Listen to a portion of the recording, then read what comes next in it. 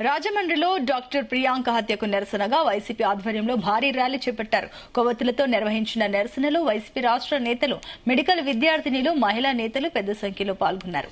ఈ నెల 3వ తేదీన ఘటన జరిగినా ఇప్పటి వరకు సీఎం, డిప్యూటీ సీఎం ఎందుకు స్పందించడం లేదని వైసీపీ నేతలు ప్రశ్నించారు. ప్రియాంక కేసు విషయంలో కూటమి ప్రభుత్వం వైఫల్యం చెందిందని ఆగ్రహం వ్యక్తం చేశారు. రాష్ట్రంలో మద్యం విచ్చలవిడి కావడం వల్లే ఇలాంటి నేరాలు జరిగాయన్నారు. ఈ నెల 17 నుంచి శాసనమండలి సమావేశాల్లో ప్రియాంక హత్య కేసుపైన ప్రభుత్వాన్ని నిలదీస్తామని ఎమ్మెల్సీ వరదు కళ్యాణి అన్నారు. ఇక జగన్ పుట్టినరోజున పొట్టేలను బలిస్తే తమ పార్టీ కార్యకర్తలను రోడ్డుపై నడిపించిన పోలీసులు ప్రియాంక హత్య కేసు నిందితులను ఎందుకు అలా చేయడం లేదని మాజీ మంత్రి కన్నాబాబు ప్రశ్నించారు. ఎంత దారుణమో చూడండి. ఆ రోజు ఘటన జరిగిన రాత్రి సెకండ్ షోకి మాకున్న సమాచారం ప్రకారం డిఎస్పీ సెకండ్ షో సినిమాకి వెళ్ళాడు ఇదే మాల్లో. అంటే ఈ ఘటన జరిగింది, తల మించి కారు ఎక్కించుకుని వెళ్ళిపోయారు.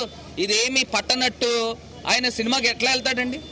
అంటే ఎంత లైఫ్ని ఎంత ఈజీగా తీసుకున్నారనేది క్లియర్గా అర్థమవుతా ఉంది.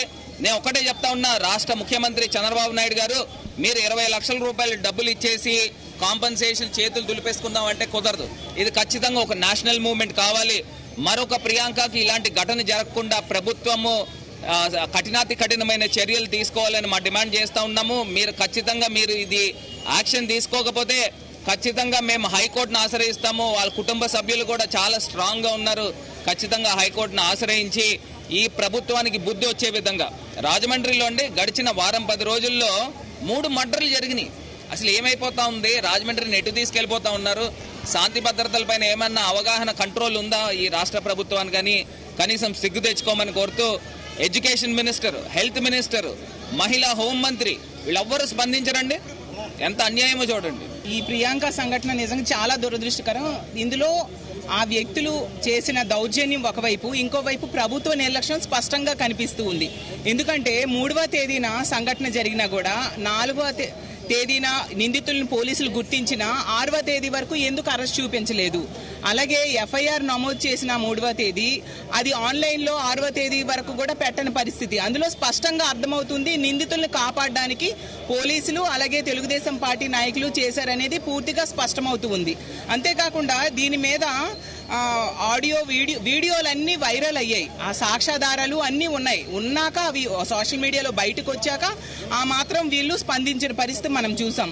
ఆ తండ్రి వచ్చి ఇక్కడే పోలీస్ స్టేషన్ ముందు ఎంత ఘోరంగా రోధించారో మనందరం చూసాం. ఈ సంఘటన చూసాక 2 రాష్ట్రాల్లో ఉన్న ప్రజలు మలిచివేయబడింది. ఆ తండ్రి ఏమో చెప్పాడు, హోంమంత్రి కానీ, ముఖ్యమంత్రి కానీ, డిప్యూటీ సీఎం కానీ దీని మీద స్పందించరా, ఎంత నిర్లక్ష్యమా అని.